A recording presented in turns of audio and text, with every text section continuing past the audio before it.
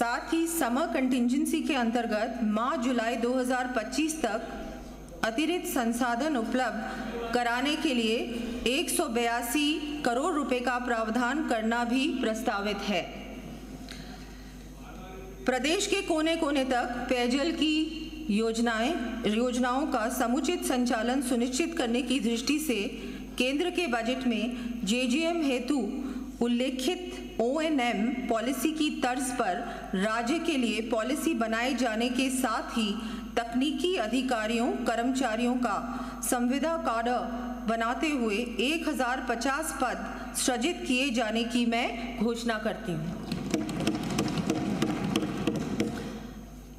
ऊर्जा। माननीय अध्यक्ष महोदय, प्रदेश को ऊर्जा के क्षेत्र में आत्मनिर्भर एवं सरप्लस स्टेट बनाने के साथ ही चहुओर खुशहाली लाने के लिए आगामी वर्ष 6400 मेगावाट से अधिक अतिरिक्त उत्पादन किए जाने की मैं घोषणा करती हूँ। इसके साथ ही आगामी वर्ष 5700 मेगावाट ऊर्जा उत्पादन के कार्य हाथ में लिए जाने भी प्रस्तावित हैं। साथ ही प्रदेशवासियों को बिजली की सुचारू उपलब्धता सुनिश्चित करने के लिए रबी 2025 हेतु विद्युत वितरण के पीक सप्लाई में वृद्धि कर 20,700 मेगावाट बिजली सप्लाई की जानी प्रस्तावित करती हूँ। आगामी वर्ष 50,000 नए कृषि तथा 5 लाख डोमेस्टिक कनेक्शंस दिए जाने की मैं घोषणा करती हूँ। इसके साथ ही अधिक दर पर अन्य राज्यों के साथ बैंकिंग करने की व्यवस्था को मैं समाप्त किए जाना प्रस्तावित करती हूँ।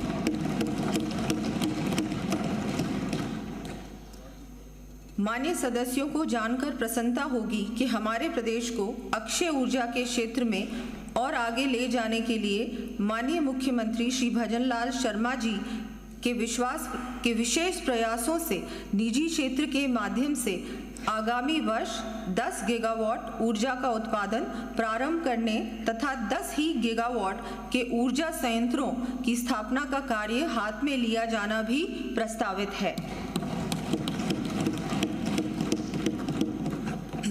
आगामी वर्ष 765 केवी का 1, 400 केवी के 5, 220 केवी के 13, 132 केवी के 28 एवं 33/11 केवी के 133 GSS के निर्माण व विद्युत लाइनों के विस्तार संबंधी कार्य किए जाएंगे। इन कार्यों का विवरण मैं सदन के पटल पर प्रस्तुत कर रही हूँ।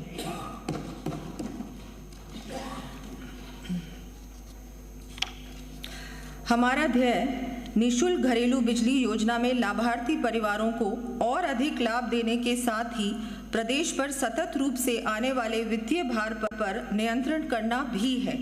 इस उद्देश्य की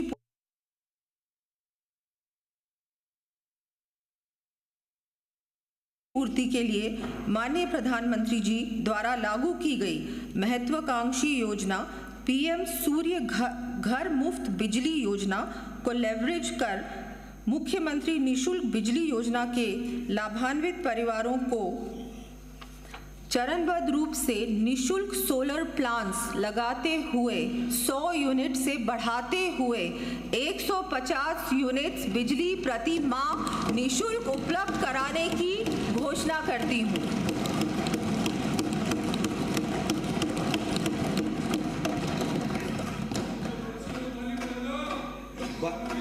बातचीत नहीं बीच में।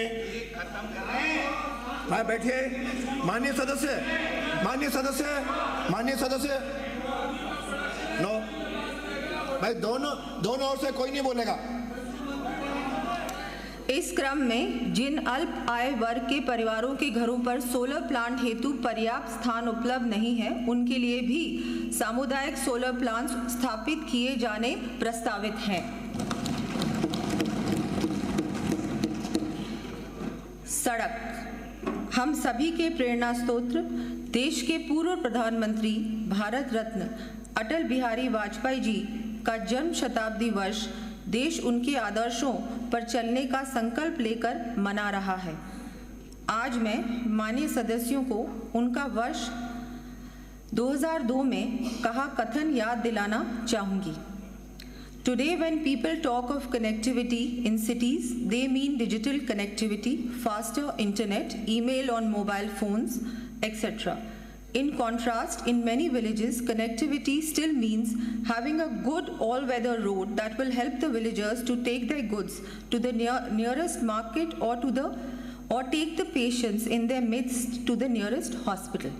अर्थात आज शहरों में जब लोग कनेक्टिविटी की बात करते हैं तो उनका मतलब होता है डिजिटल कनेक्टिविटी, तेज़ इंटरनेट, मोबाइल फ़ोन पर ईमेल आदि।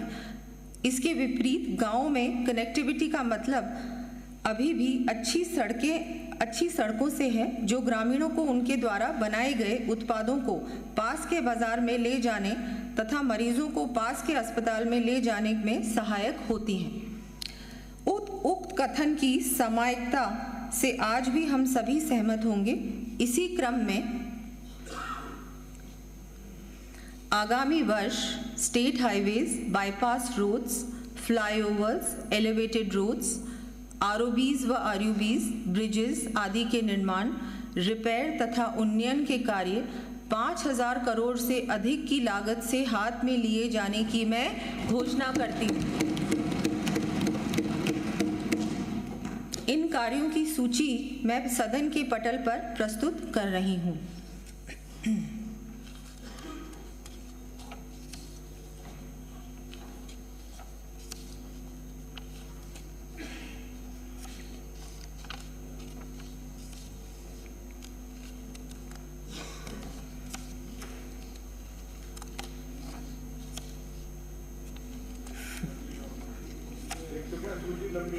बहुत लंबी है।